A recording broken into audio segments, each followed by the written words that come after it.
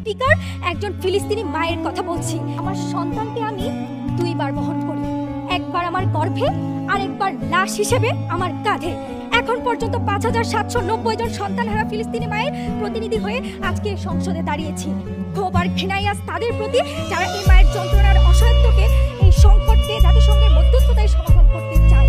মাননীয় স্পিকার, যে শস্যের মধ্যে ভূত, সেই শস্য দিয়ে আর যাই হোক মাননীয় স্পিকার, ভূত তাড়ানো যায় না। ধন্যবাদ মাননীয় স্পিকার আমাকে ফ্লোর প্রদানের জন্য।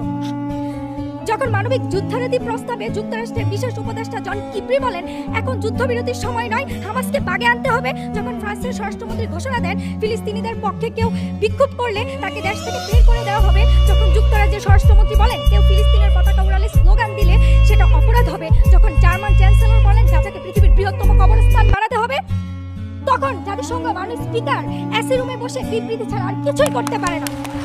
মাননীয় স্পিকার, ইসরায়েলি সেনাবাহিনীর মুখপাত্র ড্যানিয়েল হাগারি বলেন গাজায় কোনো প্রকার জ্বালানি প্রবেশ করবে না। প্রতিরক্ষা মন্ত্রী ইয়োব গ্যালেন্ট যখন বলেন ৩ মাসের মধ্যে গাজাকে নিশ্চিহ্ন করা হবে, প্রধানমন্ত্রী নেতানিয়াহু যখন বলেন গাজায় ওষুধ ও স্বল্প মাত্রায় খাদ্য ছাড়া জ্বালানি বিদ্যুৎ কিছুই পৌঁছাতে দেবে না এবং জনমানব শূন্য দ্বীপে পরিণত করা হবে গাজাকে, যখন মার্কিন যুক্তরাষ্ট্রের প্রেসিডেন্ট, যুক্তরাজ্যের প্রধানমন্ত্রী, জার্মানির চ্যান্সেলর, কানাডার প্রধানমন্ত্রী, ইতালির প্রধানমন্ত্রীর সাথে ফোন আলাপ করে যৌথ ঘোষণার মাধ্যমে ইসরায়েলের পাশে থাকার এবং হামাসে হামলার বৈধতা ঘোষণা করেন, অথচ মাননীয় স্পিকার কেউ মানবতার কথা বলেন না।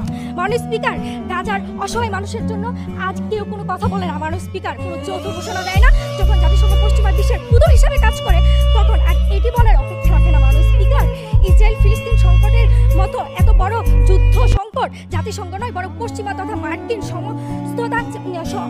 মার্কিন মধ্যস্থতা ছাড়া সম্ভব নয়। মাননীয় স্পিকার, মার্কিন যুক্তরাষ্ট্র ২০০০ সৈন্য পাঠিয়েছে ইসরায়েলকে, যুদ্ধের পঞ্চম দিনে সবচেয়ে আধুনিক রণতরী ৫,০০০ নৌসেনা সহ পাঠিয়েছে, তখনও জাতিসংঘ নীরব দর্শকের ভূমিকা পালন করছে। মাননীয় স্পিকার, সাবেক মার্কিন president Donald Trump deal of century নামে বানরের রুটি ভাগ করার মতো ২ রাষ্ট্র গঠনের কথা বলেছেন। মাননীয় স্পিকার, যেখানে ইসরায়েলকে তিনি পূর্ব জেরুজালেম আর পশ্চিম তীরের একাংশ দিয়ে দিয়েছেন, গাজা উপত্যকা মিশরকে দিয়ে দিয়েছেন, দখলকৃত পশ্চিমের জর্ডানকে দিয়ে দিয়েছেন, সেখানে মাননীয় স্পিকার স্বাধীন ফিলিস্তিনি রাষ্ট্র কোথায়? এখানেও জাতিসংঘ